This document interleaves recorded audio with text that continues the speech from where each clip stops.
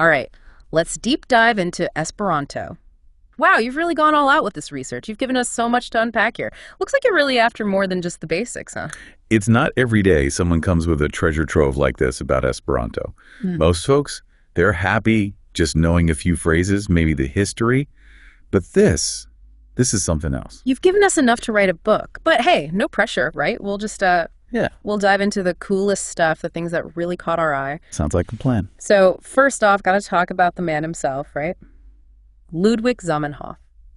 Your material on his early life, especially growing up in Bayerstock, it's fascinating. I mean, what a melting pot that place was back then. Yeah, you can really see how that shaped his thinking. I mean, imagine being surrounded by Polish, Russian, Yiddish, German, all these languages every single day. Must have been a real Tower of Babel situation, huh? Exactly. And it wasn't just the diversity, it was the conflict that came with it. The way language barriers created so much, well, tension.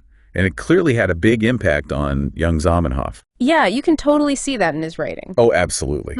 One quote that really jumped out at me was from a letter he wrote where he calls language barriers this evil, this thing that tears people apart.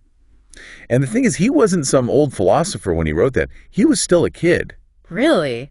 He was already thinking about this stuff as a kid. Yeah. This wasn't just some intellectual puzzle for him. It came from a really personal place. You know, he really believed that language was at the root of so many problems. So you have this idealistic kid, sees all this conflict, and decides, I'm going to fix it. I'm going to invent a language. Talk about ambitious. Right. But that's what's so inspiring about it. He didn't just complain about the problem. He actually tried to do something about it. Speaking of inspiration, there's that great story about Zamenhof's neighbor. What was his name? Tima Kipnis? Oh, yeah. Tima Kipnis. He was like the original Esperanto fanboy. As soon as he learned about it, boom, he goes all in. The guy who bought up all those textbooks and just started giving them away. Talk about dedication. Right. And it wasn't just about the language itself. He saw it as this like tool for building bridges between people. Right. You know, he even called it a common bond to promote relationships, which I think really gets at the heart of what a lot of early Esperantists saw in it.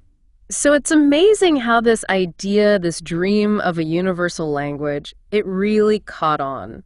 And your research dug up some pretty wild examples of how Esperanto was used in those early days.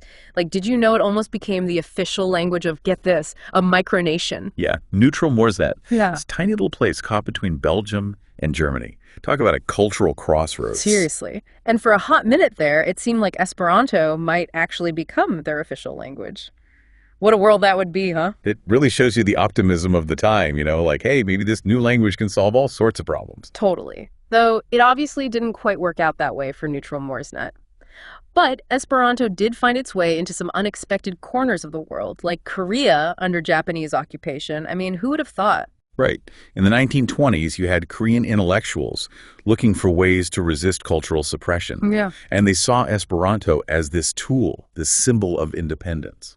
So using a language to fight back against another language, that's pretty powerful stuff. It really shows you how language, even one designed to be neutral, can take on all these different meanings depending on the context. Absolutely. And it's a theme that keeps popping up, right? This idea of Esperanto as a way to resist dominant languages. But sadly, not every chapter in Esperanto's story is a happy one.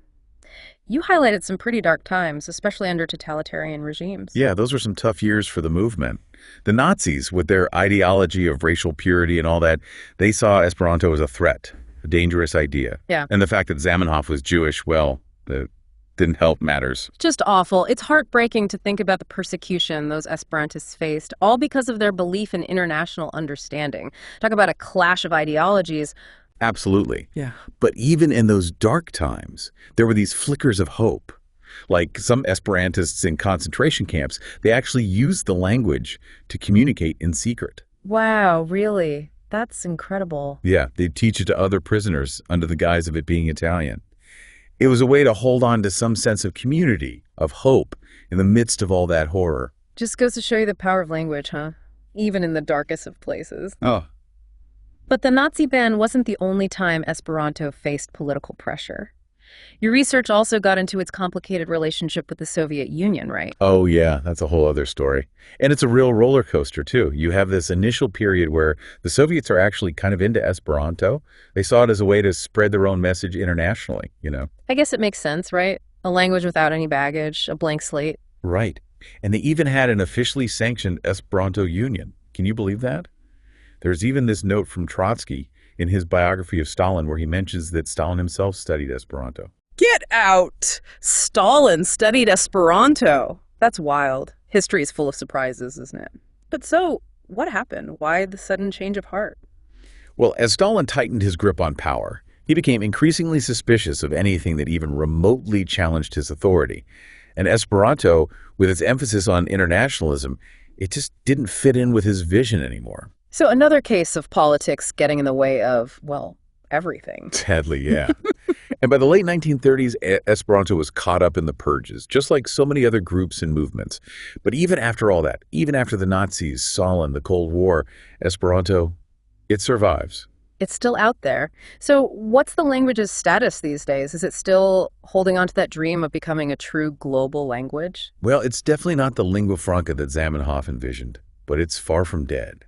There are speakers all over the world, online courses, conferences, literature, even music, all in Esperanto. That's pretty amazing considering it doesn't have the backing of any major world power. Right. It's a testament to the passion and dedication of the Esperanto community. And they're doing all this without any official support, which I think is pretty remarkable. It kind of makes you wonder, maybe Esperanto's success isn't about becoming the language everyone speaks, you know? Maybe it's about its adaptability, the way it pops up in these unexpected places and serves these unique purposes. Like, who would have guessed the U.S. Army would use it for war games? Or that a micronation built on a platform in the Adriatic Sea would make it an official language. It's really something. But even though Esperanto isn't tied to any one nation or culture, your research shows that it's developed a rich cultural world of its own, and that's something I find fascinating. Yeah, it's pretty cool, right? It's like you have this language that was literally created from scratch, and now it's got its own literature, music, traditions. It really challenges that notion of Esperanto being this artificial, sterile language, because when people come together and start communicating, sharing ideas, well, culture is bound to emerge. It's inevitable. Okay, so we've covered a lot of ground here, the history, the cultural impact. But now I'm kind of curious about the language itself.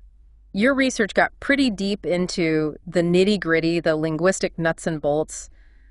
Think you could give me a crash course in how Esperanto actually works? Sure. It's surprisingly approachable, even if you don't speak a lick of, say, Swahili or Klingon. Okay, good to know, because some of that linguistic jargon had me a bit lost, I gotta admit. Don't worry about that. The basics are pretty straightforward. Let's start with the vocabulary.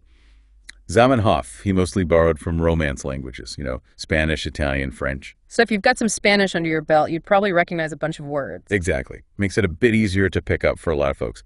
But where Esperanto really gets interesting is the grammar. Ah, yes. You mentioned something about agglutinative grammar. Never heard that one before. Yeah, it's a fancy way of saying you got to stick word bits together to make new words, like Legos. Unlike English, which is full of exceptions, Esperanto's grammar is super consistent. No irregular verbs. I could get behind that. Yeah. What about pronunciation? Is it tough to wrap your head around? Not at all. Completely phonetic. You read it as it's written, no hidden surprises. Only thing that might trip up an English speaker is the J.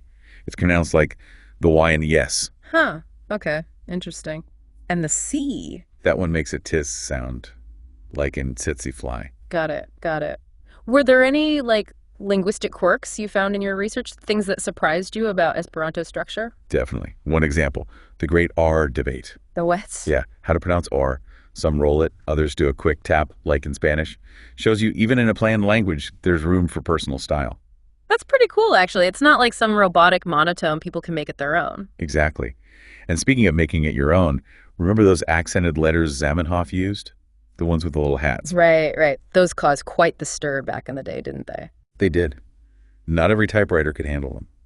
So Zamenhof, ever the pragmatist, he came up with the A convention. Basically, you'd replace, say, A with cheek. Clever workaround. It was. But it wasn't perfect. Caused problems when writing because cheek could mean different things depending on the word. So later on, especially with computers, people started using the X convention instead. Using X instead of the hat. Exactly.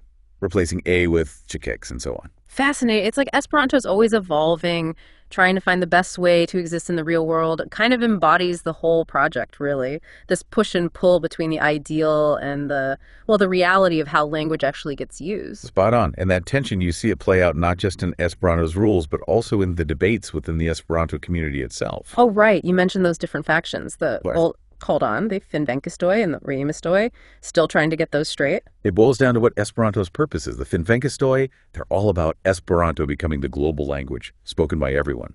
Zamenhof's ultimate dream. So like total world domination, but for a language. Pretty much. But then you have the Reimistoi. They're less focused on taking over the world and more about, well, nurturing the community they've already got. They're happy with Esperanto being like its own little world. Kind of. You're saying, hey, Esperanto is valuable now, whether or not it ever becomes the language everyone speaks. Makes you think, what is success for a language? Is it about how many people speak it or the connections it helps create right now? Big questions. And ones that, sadly, we can't ask Zamenhof directly, but we can keep exploring his language, debating these ideas, seeing where they lead. Whether it becomes everyone's second language or remains this passionate niche, it makes you think about the power of language itself, this potential to connect across cultures, across borders. Absolutely. That's something that's really stuck with me throughout this whole deep dive. It's amazing how this idea, this dream of a universal language, leads to so many other fascinating questions. It has been quite the journey, hasn't it? It really has. And for anyone listening out there, this isn't the end, There's a whole world of Esperanto out there. Go explore. Who knows what you might discover.